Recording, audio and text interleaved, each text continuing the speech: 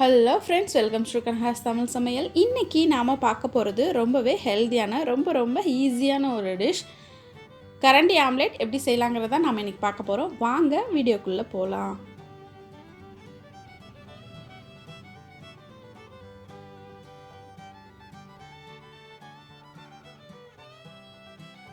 தேவையான பொருட்கள்: முட்டை எடுத்துக்கோங்க, மஞ்சள் தூள், உப்பு, பொடியாக கட் பண்ண வெங்காயம், கருவேப்பிலை, கொத்தமல்லி, மிளகுத்தூள், பச்சை மிளகாய், பெருஞ்சீரகத்தூள். ஃபஸ்ட்டு ஒரு பாத்திரத்தை எடுத்துக்கோங்க. அதில் முட்டையை உடைச்சி ஊற்றிக்கோங்க. நான் 6 முட்டை எடுத்திருக்கேன். முட்டையில் நிறைய ப்ரோட்டீன் இருக்குது. அதனால் நீங்கள் டெய்லி உங்கள் குழந்தைங்களுக்கு 2லேருந்து 3 முட்டை வரைக்குமே நீங்கள் கொடுக்கலாம். அவ்வளோ ஹெல்த்தியானது. இப்போ நான் 6 முட்டை எடுத்திருக்கேன். முட்டை உடைச்சி ஊற்றும்போது அந்த ஓடெல்லாம் எதுவும் விழுந்துடாமல் நல்லா கவனமாக பார்த்து செய்யுங்க. அதுதான் ரொம்பவே முக்கியமான ஒன்று. சில பேருக்கு உடைக்கும் போது அந்த முட்டை ஓடு ஒரு சின்ன ஸ்லைஸ் கூட விழுறதுக்கு வாய்ப்பு இருக்குது. அதனால் கவனமாக செய்யுங்க. எல்லா முட்டையுமே இப்போ நம்ம உடைச்சி ஊற்றிட்டோம். இதில் மஞ்சள் தூள் ஒரு 1/2 டேபிள் ஸ்பூன், உப்பு 1 டேபிள் ஸ்பூன் நான் சேர்த்துருக்கேன். நீங்கள் உப்பு உங்களுக்கு தேவைக்கேற்ப சேர்த்துக்கலாம். 1 கப் அளவுக்கு பொடியாக கட் பண்ண வெங்காயம் சேர்த்துக்கோங்க. 1 டேபிள் ஸ்பூன் மிளகுத்தூள், 1/2 டேபிள் ஸ்பூன் சோம்பு அதாவது பெருஞ்சீரகத்தூள், 1 பச்சை மிளகாய் பொடியாக கட் பண்ணி சேர்த்துருக்கேன். கருவேப்பிலை கொஞ்சமாக, கொத்தமல்லி கொஞ்சம், எல்லாமே நல்லா பொடியாக கட் பண்ணி சேர்த்துக்கோங்க. எல்லாத்தையும் சேர்த்துட்டு இந்த மாதிரி நல்லா ஒரு கரண்டி வச்சு மிக்ஸ் பண்ணி விட்டுக்கோங்க. எல்லாமே நல்லா ஒன்றா சேரணும். அதனால் நல்லா எல்லாத்தையும் சேர்த்து மிக்ஸ் பண்ணி விடுங்க.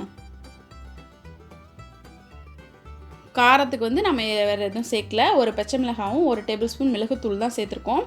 நீங்கள் பச்சை மிளகாய் குழந்தைங்க சாப்பிடும்போது வாயில் அடிபட்டுரும், அதனால் வேணான்னு அவாய்ட் பண்ணிங்கனாலும் அதை அவாய்ட் பண்ணிவிட்டு மிளகுத்தூளே கொஞ்சம் கூட சேர்த்துக்கலாம்.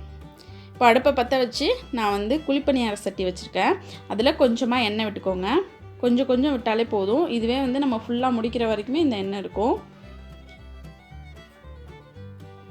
இந்த மாதிரி எண்ணெயை நல்லா விட்டுக்கோங்க. நல்லா கல் நல்லா சூடாகணும். சூடானதுக்கப்புறமா ஒரு சின்ன கரண்டி குழிக்கரண்டி வச்சு இந்த மாதிரி ஒரு குழியிலையும் ஊற்றுங்க. இப்போது நீங்கள் குழிப்பணியார சட்டி இல்லை அப்படின்னா டேரெக்டாக நீங்கள் அந்த ஒரு கரண்டி வச்சுக்கோங்க. அடுப்பில் அந்த கரண்டியை எண்ணெய் லைட்டாக தடவிட்டு அந்த கரண்டியை வச்சு அதிலே நீங்கள் எக்கை ஊற்றலாம். இந்த மிக்சிங் அதில் ஊற்றுனீங்கன்னா கூட உங்களுக்கு பார்த்திங்கன்னா அந்த கரண்டியில் இது நல்லா குக் ஆகிடும். உங்களுக்கு இந்த மாதிரி குழிப்பணியார சட்டி இருந்துச்சுன்னா உங்களுக்கு இன்னும் ஈஸியாக இருக்கும். இது இல்லைங்கிறவங்க நீங்கள் கரண்டியை யூஸ் பண்ணியே இந்த டிஷ்ஷை பண்ணலாம். இப்போது ஒரு பக்கம் நல்லா குக் ஆகிடுச்சு. 2 ஸ்பூன் யூஸ் பண்ணிக்கோங்க. 2 ஸ்பூனையும் யூஸ் பண்ணி இந்த மாதிரி திருப்பி விட்டுக்கோங்க. நல்லா பால் மாதிரி உருண்டையாக வரும். உங்களுக்கு ரொம்ப அழகாக இருக்கும் பார்க்குறதுக்கு. சாப்பிட்றதுக்கும் ரொம்ப சாஃப்டாக இருக்கும். அழுத்தமாலாம் இருக்கவே இருக்காது. பார்த்திங்களா, 1 ஸ்பூனை வச்சு மேலே எடுத்து விட்டுட்டு இன்னொரு ஸ்பூனால் உள் பக்கம் தள்ளி விட்டீங்க அப்படின்னாலே அது கரெக்டாக குக் ஆக ஆரம்பிச்சிடும். இதில் பார்த்திங்க அப்படின்னா நம்ம ஊற்றின எல்லாமே எண்ணெயுமே இதில் சேராது. எல்லாமே அந்த கல்லில் மட்டும்தான் இருக்கும். முட்டையில் அதிகமாக இறங்காது. அது நல்லா குக் ஆகணுங்கிறதுக்காக நம்ம ஃபஸ்ட் டைம் கொஞ்சம் எண்ணெய் விட்டு தான் நம்ம செய்யணும். அடுத்ததுக்கு நீங்கள் எண்ணெய் விடணும்னு அவசியம் கிடையாது. பார்த்திங்கன்னா இந்தமாரி நல்லா திருப்பி போட்டுகிட்டே இருங்க. ஒன்றுத்தையும் அடுப்பு மீடியமாக தான் இருக்கணும். ரொம்ப ஹையில் இருக்கக்கூடாது. ஏன்னா சென்டரில் உள்ளது நல்லா சீக்கிரம் குக் ஆகிடும். சைடில் உள்ளது லேட் ஆகும். இந்த மாதிரி 2 ஸ்பூன் யூஸ் பண்ணி நீங்கள் திருப்பினீங்க அப்படின்னா உங்களுக்கு ரொம்பவே ஈஸியாக இருக்கும். எல்லாமே பார்த்தீங்க அப்படின்னா ஒரு சின்ன பால் மாதிரியே உருண்டு வந்திருக்கு பாருங்கள். நீங்கள் திருப்பி போட என்ன ஆகும் அப்படின்னா அது உருண்டு நல்லா பால் மாதிரியே உங்களுக்கு கிடைக்கும். ஒவ்வொரு டைம் ஆகாது, ரொம்ப சீக்கிரமாகவே ஆகிடும். இங்கே பாருங்கள், நான் திரும்பவும் ஒரு சைடு இன்னொரு சைடும் குக் ஆகிடுச்சு. திருப்பி விடுறேன் பாருங்கள். நல்லா உருண்டு பால் மாதிரியே இருக்குது. செம்ம சாஃப்டாக இருக்கும். நீங்கள் சாப்பிட்றதுக்கு ஈவினிங் டைமில் குழந்தைங்களுக்கு இது மாதிரி செஞ்சு கொடுக்கலாம். இல்லை ஒரு 11 மணி போல் செஞ்சு கொடுக்கலாம். காலைல பிரேக்ஃபாஸ்ட்டுக்கு செஞ்சு கொடுக்கலாம். அதுமாதிரி நீங்கள் எப்போ வேணாலும் செஞ்சு கொடுக்கலாம். ரொம்ப டேஸ்ட்டாக இருக்கும். டிஃப்ரெண்ட்டாக இருக்கும் பார்க்குறதுக்கு. பால் மாதிரி இருக்கிறதுனால டேஸ்ட்டும் ரொம்ப அருமையாக இருக்கும். கண்டிப்பாக எல்லாருமே ட்ரை பண்ணி பாருங்கள். அப்போ தான் உங்களுக்கு தெரியும். இப்போ பார்த்தீங்க அப்படின்னா நம்மளோட கரண்டி ஆம்லெட் ரெடி ஆகிடுச்சு. நல்லா குக் ஆகிடுச்சு. எல்லாத்தையும் ஒரு பிளேட்டுக்கு மாற்றிட்டுருக்கேன். நல்ல பால் மாதிரி வந்திருக்கு பாருங்கள், உருண்டையாக. இது மாதிரி எல்லாத்தையும் எடுத்து வச்சுருங்க. இது செய்கிறதுக்கு ரொம்ப டைம் ஆகாது, ரொம்ப ஈஸியாக முடிஞ்சிடும், குயிக்காக ரெடி ஆகிடும்.